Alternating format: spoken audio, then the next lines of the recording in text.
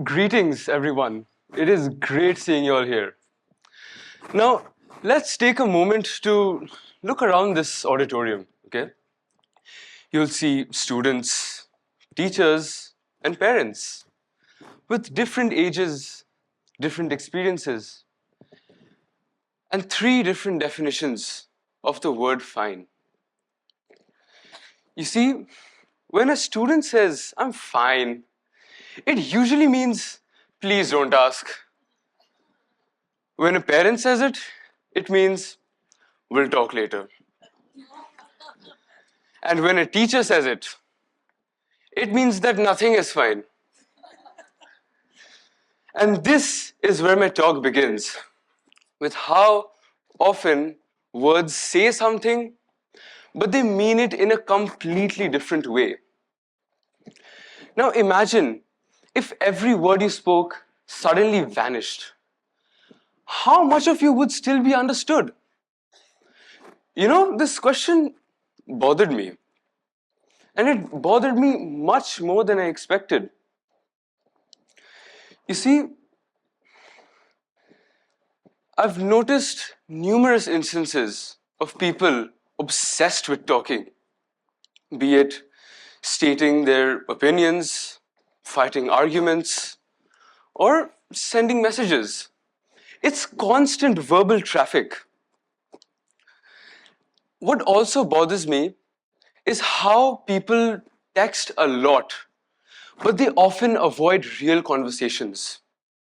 That's when I realized that words were present, but understanding wasn't. You see, in this day and age, we've built such a hyper-connected world where communication is instant, but understanding is optional. This constant exchange of messages has resulted in people replying much faster, but with less emotion. So words, and it has come to such a point where people will listen to you just to respond, but not to understand the situation deeply. So words begin dominating, but all meaning is lost when a real conversation lacks acknowledgement. And here's where my own experience comes in. I've always been a man of less words. You could say I'm one of those quiet kids who'd sit in the corner of the class, staring outside the window, reconsidering life choices amongst my loquacious classmates. Now, I've noticed situations where people will rush in to fill the void. But that's where I take a pause. And in that pause, I begin to notice the subtle things like tone, body language, and expressions. The little things that words don't always reveal, but they do reveal what a person is like. Over time, I realized that silence doesn't hold communication back. It has helped me understand situations better and people more honestly. Alright, so do you all remember how our lives were during the pandemic? Do you all remember how miserable they were at times? So the streets were quiet, there was less human noise. There was no mad rush for work or school. Life as we knew it took a pause. I would spend these moments of tranquility accompanied with a cup of tea, contemplating about everything that is going on in this world. For me, that silence was strangely familiar. I began to notice the things that I otherwise would have ignored. Subtle emotions that were buried under the constant activity.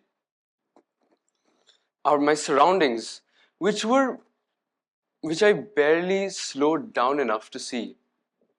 Even nature quietly began to heal. So the silence of the pandemic didn't change the world overnight. It simply revealed what the perpetual noise had been hiding from us. Alright, so flashback, okay? 4 years ago, back in 2021, I would spend my moments of quietude with my family. As you can see, here's me working on some artwork with my mom. And I began to feed the wild feathered friends that would pay me a visit at my window. Watching them eat to their heart's content gave me a kind of solitude, and it was just so relaxing. All right, let's get back. So, now what's interesting is that these moments of stillness, sorry, the idea of these moments of stillness revealing the subtle things in our lives isn't new. Long before the pandemic forced us into our homes, poets were already asking us to take a pause.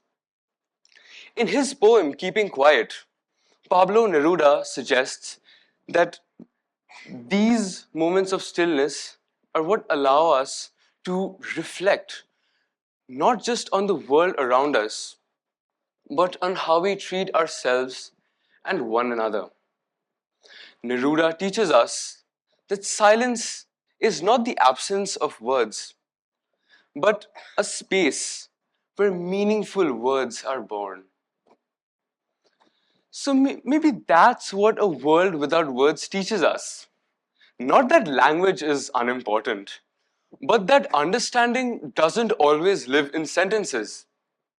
Sometimes it lives in silence, in presence, and in observation. Because a world without words doesn't have to be empty and barren.